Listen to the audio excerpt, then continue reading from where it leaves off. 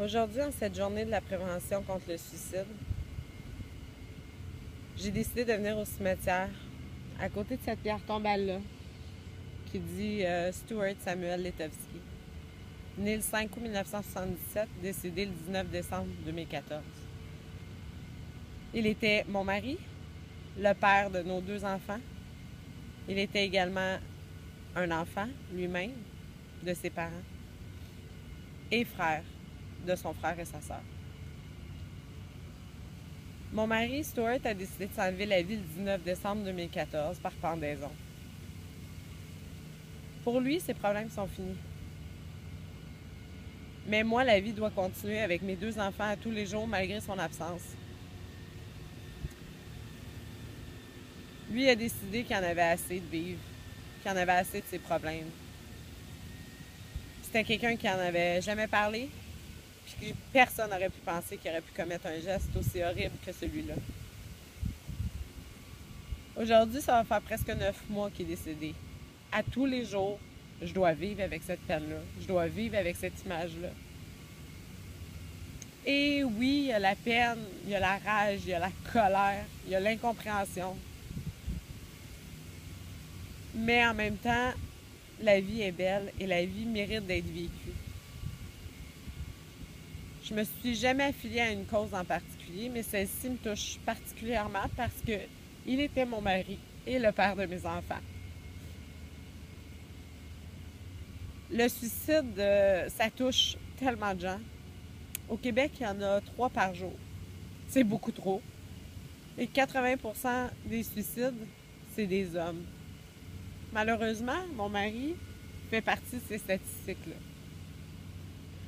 Aujourd'hui, j'ai décidé de faire la vidéo pour essayer d'en sauver peut-être juste un ou une qui pense au suicide. Quand la personne décède, tout s'arrête. On comprend rien, on devient fou, on se pose des questions, on a mal. À tous les jours que la vie nous amène, je m'accroche, je deviens de plus en plus forte.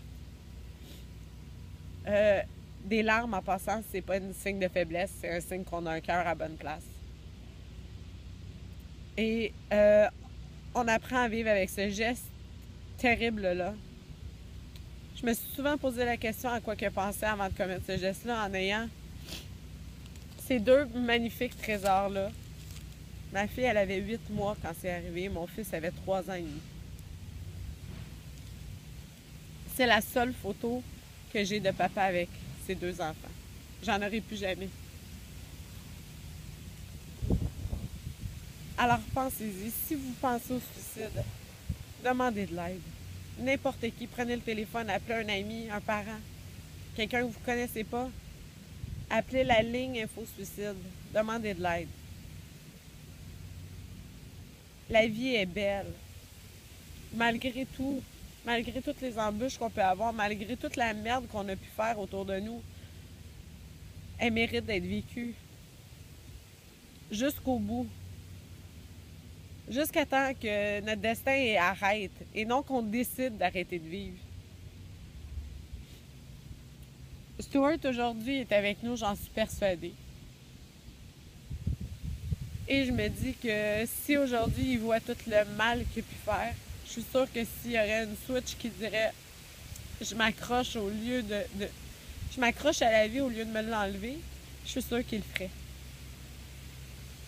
Alors pensez-y, partagez mon message s'il vous plaît. Si on peut juste aider une seule personne, prenez le téléphone, appelez vos proches, dites-leur que vous les aimez. Juste comme ça, je t'aime, je tiens à toi. T'es important pour moi. Ça pourrait changer quelque chose dans une vie de quelqu'un.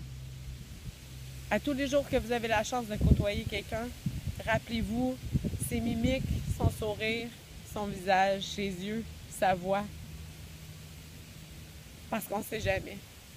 Si j'avais su ce qui nous attendait, j'aurais probablement fait les choses différemment.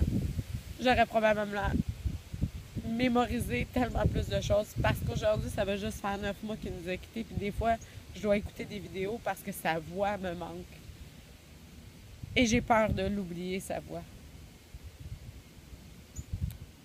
Alors accrochez-vous à la vie. Elle mérite d'être vécue. À tous les 10 septembre maintenant, je vais vous faire un message en espérant sauver une seule personne. T'es important pour moi. T'étais très important pour moi et pour nos enfants.